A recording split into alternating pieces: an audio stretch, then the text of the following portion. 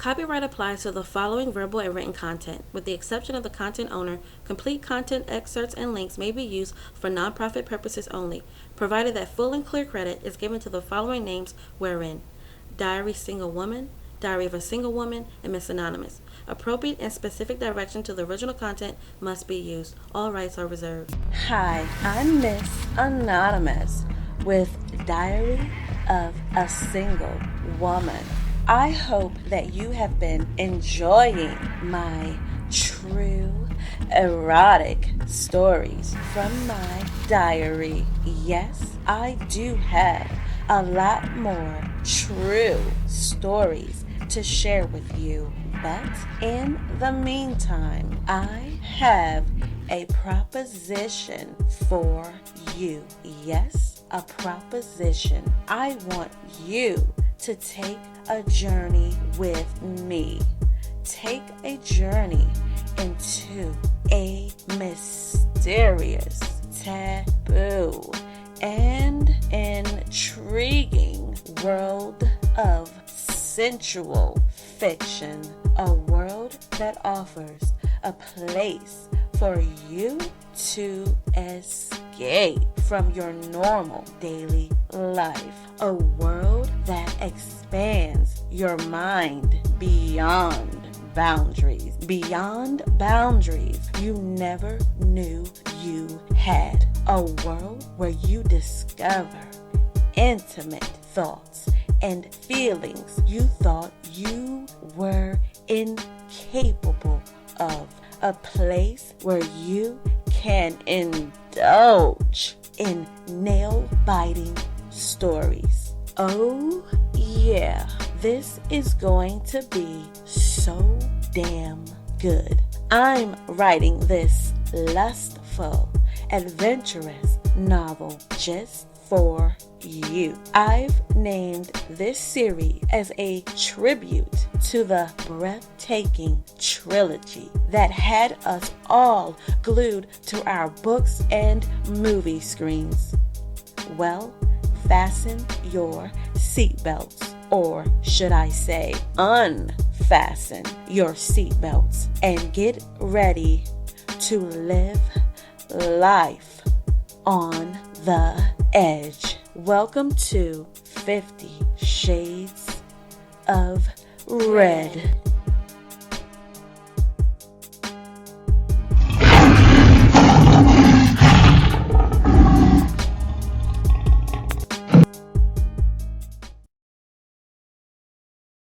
Chapter 4, Part 2. I forgot my effing cell phone. Out of all the times to forget it, tonight is not one of them. Now I can't even get advice from Alina. F advice. I might need to get an Uber to get out of this sex craze fiasco. The entrance of the bathroom door begins to open. I frantically throw my belongings back into my purse and rush into a bathroom stall. Okay, think quick. The only thing I could think of was how I watched Dominic and his date have sex. The sexual artistic television scenes kept rolling through my head as well. Suddenly, I hear a male voice replace the sensual instrumental music that was playing throughout the Red Lounge. Ladies and gentlemen, we are now seating guests for the dinner party. When your area is announced, please make your way upstairs to your reserved tables. First, we will have guests located in the open lounge make their way to their seating area. Oh, just great. Now what? I take a deep breath.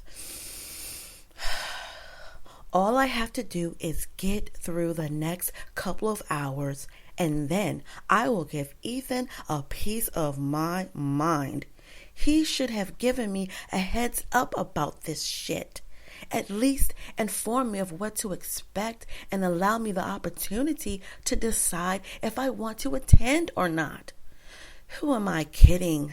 If Ethan would have told me about this beforehand, my answer to his invite would have been absolutely no. That's why Ethan didn't tell me about what would be going on here. And to think, my heart felt so warm about this fundraiser event, raising money for displaced and abused women. This is kind of twisted.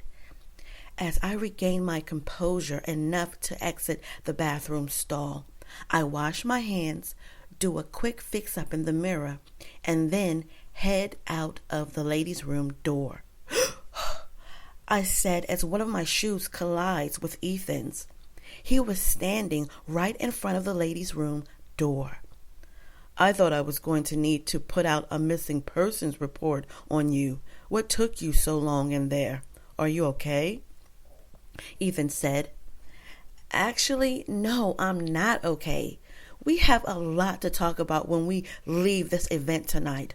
I'm not going to make a scene here, but you had better be prepared as soon as we get in the car, I said angrily. A voice came over the loudspeaker again. Ladies and gentlemen, would guests located in the Red Lounge please proceed to your reserved dinner tables? Ethan wrapped one of his arms around my waist as he began to walk us forward. With a smirk on his face, he said, Oh, believe me, I know you will have a lot on your mind when we leave here tonight. I'm sure we will have a lot to talk about. For now, let's just make our way upstairs to dinner. I'm actually a little hungry. As we continued walking down the hallway with Ethan's arm wrapped around my waist, my anger started fading away as my stomach started growling. I was a little hungry too. As we approached the hallway window, I said to Ethan in a low-toned voice, And how in the hell are you going to explain this? Turning my head to look into the window of where I saw Dominic and his date sharing their love story to the entire world, I suddenly stopped in my tracks. The room was empty. The disarrayed bed linen that was hanging on for dear life as Dominic pounded his date's paradise were now neatly made up.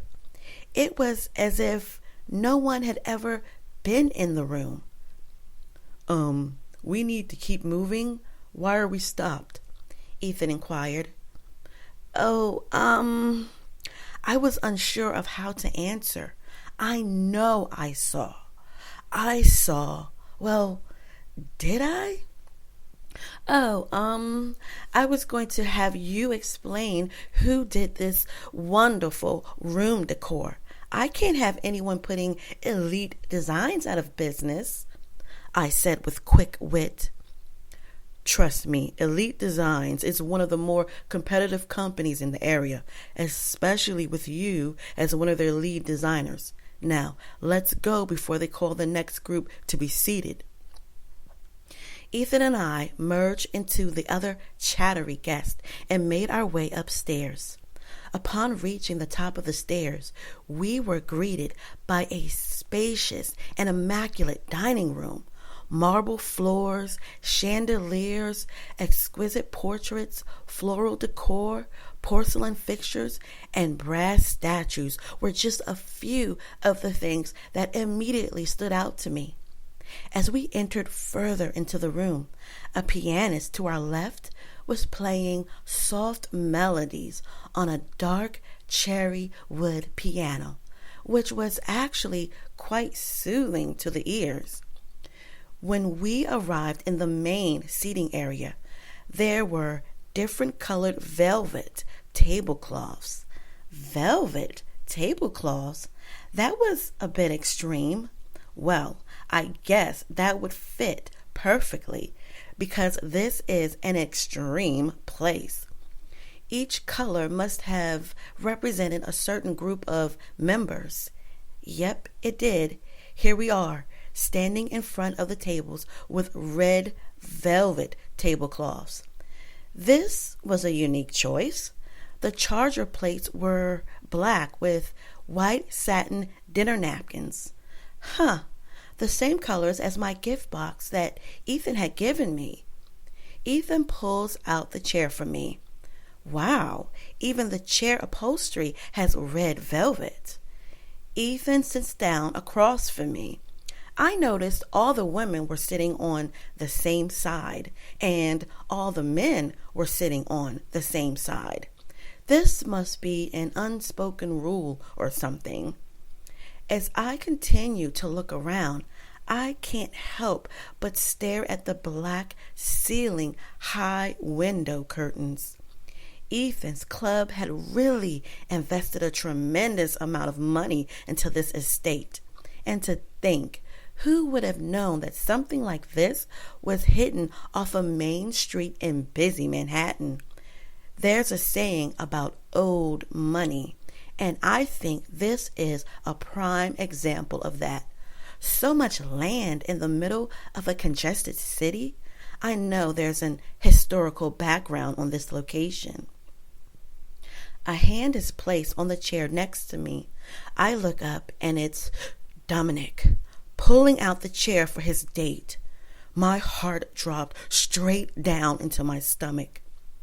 "So we meet again," Dominic said to me as he smiled. Avoiding looking him in his face, I look at his date and smile. That's all I could do was smile.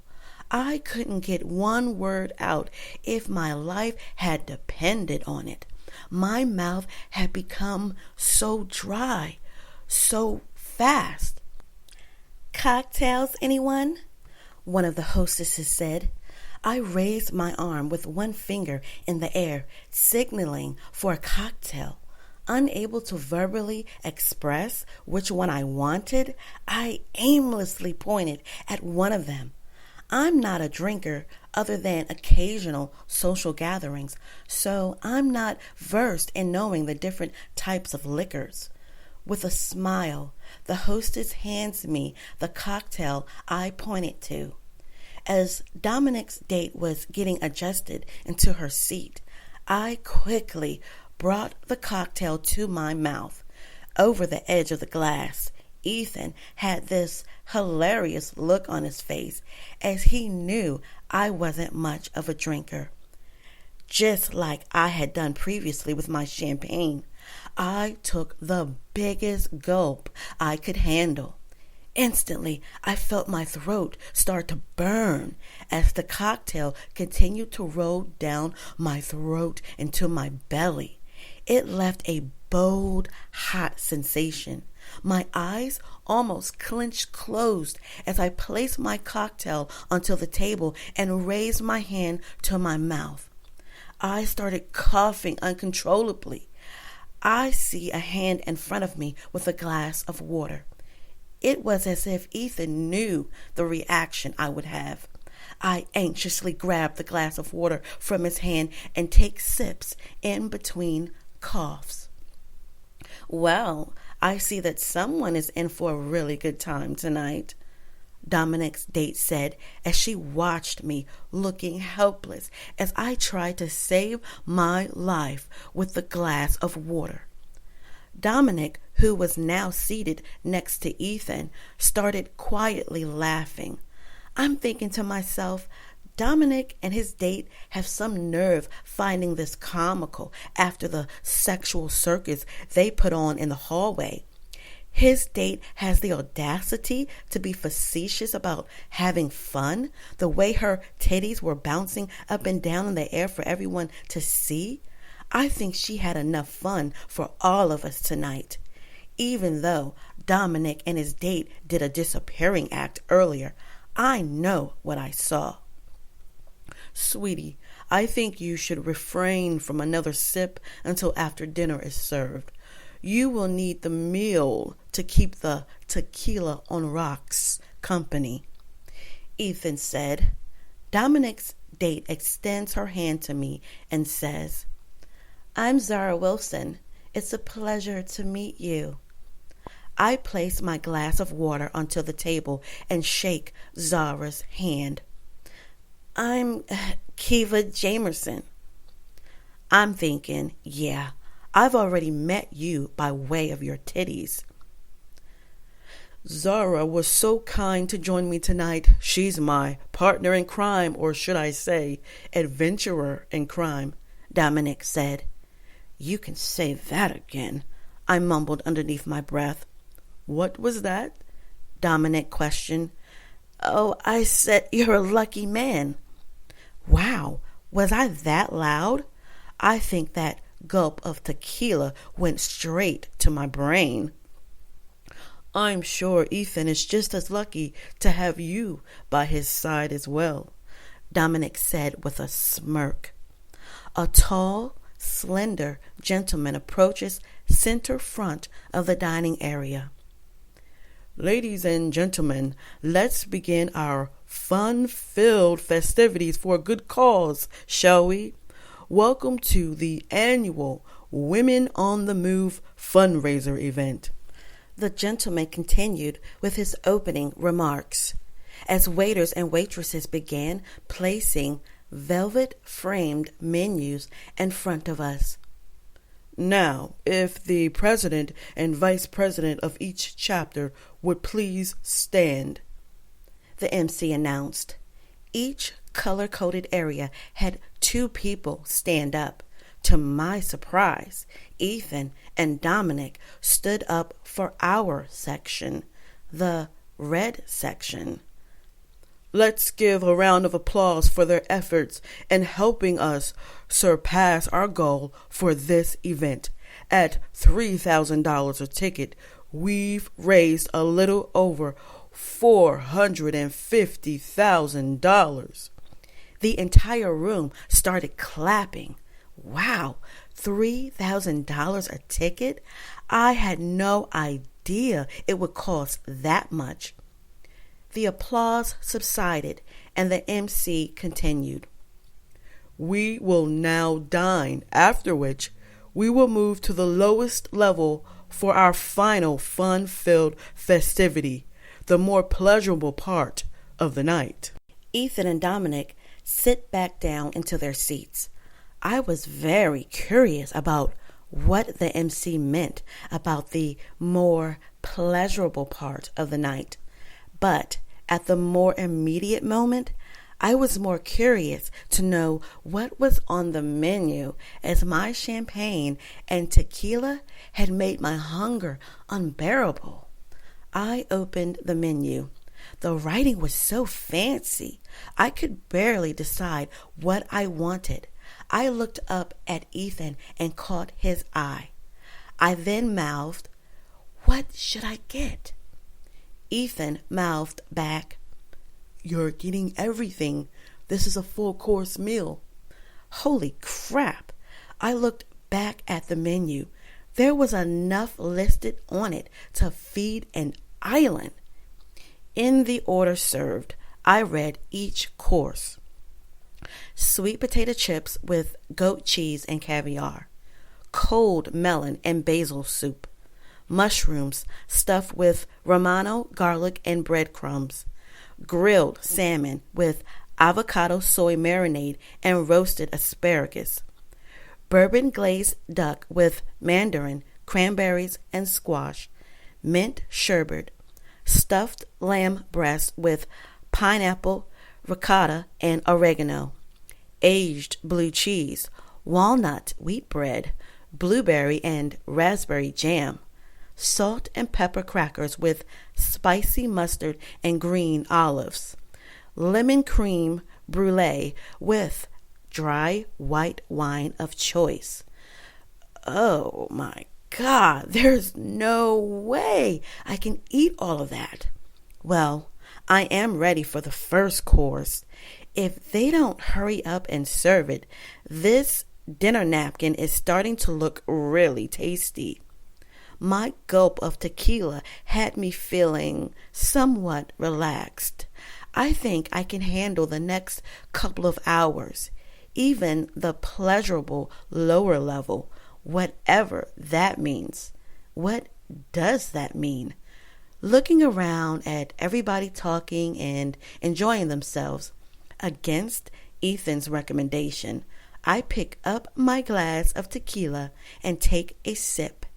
This is the one thing that will keep me from freaking out tonight in case I run into any more sexual escapades. This ends Chapter 4, Part 2. Tune in next week for Chapter 5, Part 1 to find out what pleasures are on the lower level. You don't want to miss what's next. Here's a question for you. Would you have confronted Dominic and his date about their publicly sexual encounter? Perhaps find a way to mention it during the conversation? Don't forget to subscribe. I will be releasing an unscripted video for Chapter 4, Part 2 in the next few days. This is going to be so juicy. Yours truly, Miss Anonymous.